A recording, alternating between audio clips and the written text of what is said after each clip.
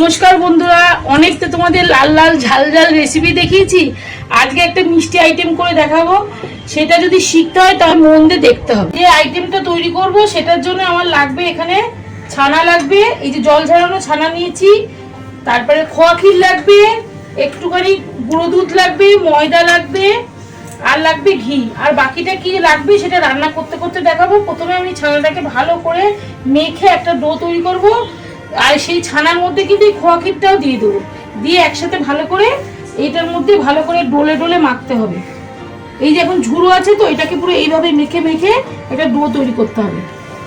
এই যে এইভাবে ছানার মধ্যে খোয়া ক্ষীরটা দিয়ে এটার মধ্যে করা যেত, কিন্তু এটার মধ্যে করলে না অনেকটা তো পড়ে আছে, তাই জন্য এই বোলটার মধ্যেই করছি। চেপে চেপে এইভাবে মাখতে হবে, মেখে অনেকটা নরম হয়ে গেলে তারপরে এই গুঁড়ো দুধটা দিতে হবে। আগে এটা মেখে নিই, তারপর আমি গুঁড়ো দুধটা দিচ্ছি। এইভাবে চেপে চেপে মাখতে হবে, পুরো নরম হয়ে যাবে আর পুরো তেল বেরিয়ে আসবে কিন্তু মাখতে মাখতে। এটা অনেকেই জানে। ব্যাস, আমি তাহলে ডোটা করেই দেখাচ্ছি। বন্ধুরা, এই যে ডোটা রেডি হয়ে গেছে, এই যে পুরো দলা হয়ে এসছে। এবার এর মধ্যে এই যে একটু বেকিং পাউডার দেবো, এই যে এতটা দিচ্ছি, এই 1 চিমটি। আর দেবো এই যে গুঁড়ো দুধটা।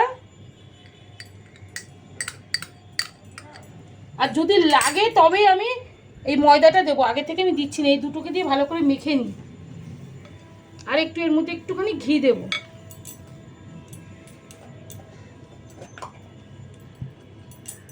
ঘিটা দিলে কি হবে, যে জিনিসটা তেল তেল হয়ে যাবে।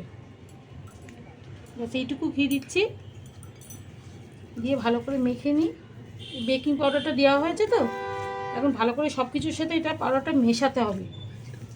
বন্ধুরা, ওই ছানার বলগুলো দিয়ে এরকম শেপ তৈরি করেছি। আর একটা কথা বলা হয়নি, সেটা হচ্ছে যে যখন এই বলটা ওইটা যখন মাখছিলাম ডোটা, ওর মধ্যে কিন্তু একটু ময়দার প্রয়োজন হয়েছিল। কারণ ডোটা যদি নরম হয়ে যায় না, তাহলে কিন্তু এরকম আকার তৈরি করা যাবে না। তাই জন্য একটু ময়দার প্রয়োজন হয়েছিল, ময়দাটা দিয়েছি, দিয়ে তারপরে এরকম শেপ তৈরি করেছি। এবার আমি ভাজবো এগুলোকে। কি বানাচ্ছ আজকে? আজ তৈরি করবো ল্যাংচা। বন্ধুরা, তেলটা গরম বসিয়ে দিয়েছি, এখানে অল্প আছে রেখেছি। আর এখানে কিন্তু শিরাটাও তৈরি করতে হবে তো ল্যাংচার। এখানে 2 কাপ চিনি দিয়েছি আর 4 কাপ জল দিয়েছি, কারণ এই শিরাটা কিন্তু পাতলা পাতলা হবে। এটা ফুটতে থাকুক, ততক্ষণে আমি এই ল্যাংচাগুলো তেলে ছাড়ি একটা একটা করে। বেশি বেশি কিন্তু আঁচ দেওয়া যাবে না প্রথম থেকে, নাহলে ভেতরে কাঁচা থাকবে, ওপরটা পুড়ে যাবে। এবার সবকটা ছাড়ি, ছেড়ে আস্তে আস্তে সময় নিয়ে নিয়ে এটা ভাজতে হবে। বন্ধুরা, ল্যাংচাগুলোকে কিন্তু এইভাবেই ভাজতে হবে। এবার পুরো কাঁচা কাঁচা, একটু কাঁচা কাঁচা রাখলে কিন্তু ফুলে যাবে, এইরকম কালারই করতে হবে। এই সবকটা আমার হয়ে গেছে ভাজা। আর শিরাটা এই যে ফুটছে, রাখ, এই শিরাটা ফুটছে। এটাকে একতার কিন্তু করা যাবে না, একতার করলে কি হবে, শক্ত মানে রসগুলো সে ঢুকবে না ওর মধ্যে, ল্যাংচার মধ্যে।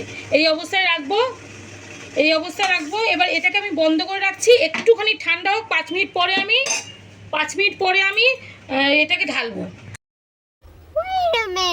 শিরাটাকে এই যে ঠান্ডা করে নিয়েছি, নিয়ে এবার আমি শিরার মধ্যে এই ল্যাংচাগুলোকে দিয়ে রাখবো। দিয়ে যতক্ষণ না শিরার মধ্যে এই রস, যতক্ষণে ল্যাংচার মধ্যে শিরাগুলো ঢুকবে ততক্ষণ এটাকে ভিজিয়ে রাখবো। তারপরে আমি নরম হলে তুলে দেখাচ্ছি কেমন হয়েছে। 15 minutes later. বন্ধুরা, এই যে হচ্ছে আমার ল্যাংচা। আর এটা কিন্তু যদি আমি যেইভাবে করেছি এমনি করে যদি করবে তাহলে কিন্তু খেতে ভালো হবে। আর অনেকে ময়দা দিয়ে করে, ময়দা দিয়ে করলে কিন্তু একদমই খেতে ভালো হয় না। কারণ দুধের জিনিস দিয়ে করলে তো সবাই জানে সেটা, যে দুধের জিনিস যত বেশি দেওয়া যাবে তত এইসব জিনিস খেতে ভালো হয়। আমি একটা খেয়ে দেখাচ্ছি কেমন হয়েছে। আমি কেটে দেখাচ্ছি একবার কতটা নরম হয়েছে। এই যে এটা 1 ঘন্টা ভেজা ছিল। আরও যত সময় ভেজানো যাবে তত কিন্তু এর ভিতরে আরও রস ঢুকবে। আমি একটা খেয়ে দেখাচ্ছি। দোকানের থেকেও খেতে ভালো হয়েছে। কমপ্লিট করে পুরোটা ঠিক আছে। এইভাবে যদি করা যায় তাহলে কিন্তু এখানে যে কটা ল্যাংচা আছে একজনই খেয়ে নিতে পারবে, এতটাই টেস্ট হয়েছে। আর একটা জিনিস বলতে আমি ভুলে গেছি, এই যে যখন এই শিরাটা তৈরি করেছিলাম না, এর মধ্যে আমি এলাচটা দেওয়া হয়ে গেছে, সেটা আমার দেখানো হয়নি। এলাচটা কিন্তু অবশ্য করে দিতে হবে, নাহলে কিন্তু এই সেন্টটা আসবে না। আর আমার এই রেসিপিটা যদি ভালো লাগে তাহলে একটা লাইক শেয়ার কমেন্ট আর সাবস্ক্রাইব করে দেবেন। টাটা।